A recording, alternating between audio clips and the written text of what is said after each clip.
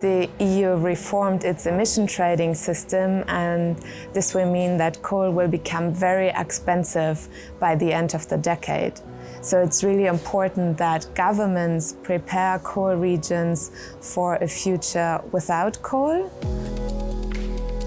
And I think what we've seen in response to the energy crisis is that in a few member states across the European Union, governments have actually reactivated coal plants or are planning to expand coal mines. And I think it's very important that these remain temporary measures, but the transition continues and governments continue to implement the transition plans for the coal regions. Because actually coal regions can benefit quite a lot if they prepare for a future without coal. They will have more affordable energy by relying on renewable sources. Those are also more secure energy sources. They will have less air pollution, better quality of life, and more diversified economies. So it's really important those coal regions follow this path of phasing out coal despite the energy crisis. Most of the elements that are needed to make this transition happening are there. So the funding does exist with the Just Transition Fund in place. The governance framework is there with the territorial just transition plans to have sound planning for this transition. I think now what's really important is the political willingness to embrace this change and follow through with the transition, and also a continuous involvement of local stakeholders in this transition process. So many coal regions have now developed their transition plans and now need to implement them with concrete projects. And I think it's really important that local stakeholders remain involved in all steps of these processes. So the implementation of projects, also the evaluation and monitoring of these projects to ensure that there's local buy-in for the transition at all times.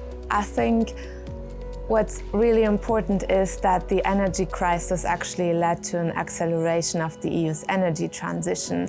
So we could see that the EU itself set new renewable energy targets and energy efficiency targets with REPowerEU, but also member states recognize that renewables are the EU's best shot out of this crisis, so they themselves set new renewable energy targets, but also implemented policies to speed up the deployment of renewable energy.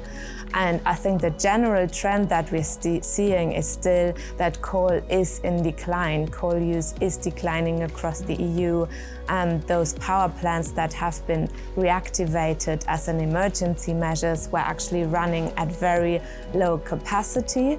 So I would say the general trend is that the energy transition is continuing even at higher speed than before.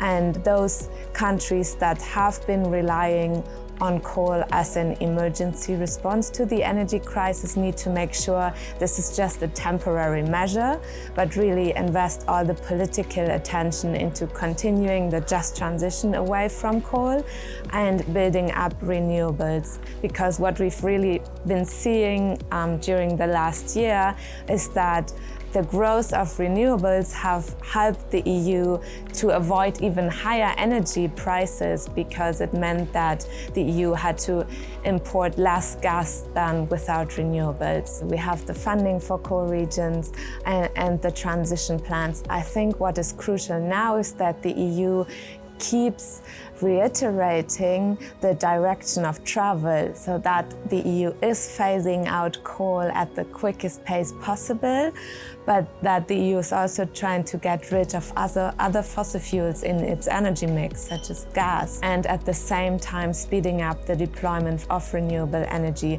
So I think that's the most important thing the EU needs to do now during this energy crisis, to reinforce that the energy transition is the direction of travel and that this is actually beneficial for European coal regions as well, because it will mean more secure and more affordable energy in the long term.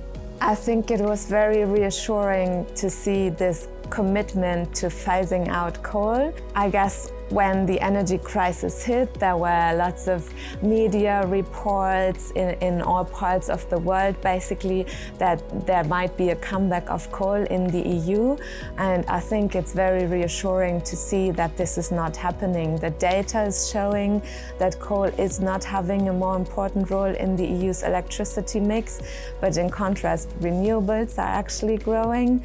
And it was also good to hear from representatives of coal regions that they're sticking to the coal phase-out timelines. Some are even forwarding their coal phase-out, and they're taking this very seriously and see that this is the best path forward for European coal regions.